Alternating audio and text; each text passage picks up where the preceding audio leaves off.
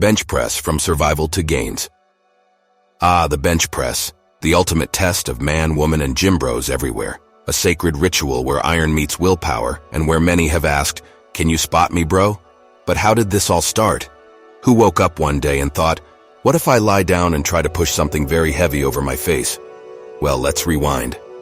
Long before gyms smelled like protein powder and broken dreams, our ancestors were already pressing things. Not for gains, but survival. Dropping a rock on yourself? Bad. Pushing it up? Revolutionary. The Greeks, they were onto something. They lifted stones to prove strength, but they didn't quite bench press yet. No benches, just boulders and beards.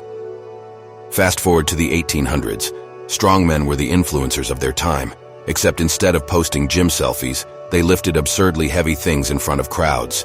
The overhead press was king, but one day someone must have thought, why stand up when I can lie down? And the floor press was born. The floor press was cool and all, but it had one major flaw: the floor. Getting the weight up and down was awkward, and chiropractors hadn't been invented yet. Enter the bench. Around the 1930s, lifters started using benches to get better range of motion. It was like someone unlocked a cheat code for the chest. Gains increased, the game changed.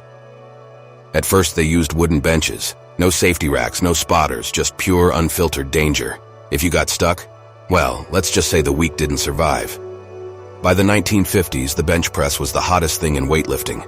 Gyms everywhere had benches. Records were being shattered. Legends were being made. And then, someone discovered the arch.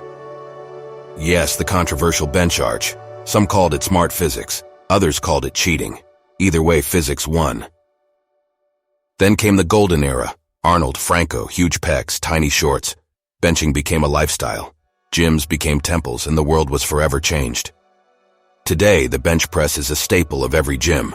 Whether you're a bodybuilder, powerlifter, or just a casual gym goer trying to impress your crush, the bench press remains undefeated. But let's not forget the most important lesson in bench press history: always have a spotter.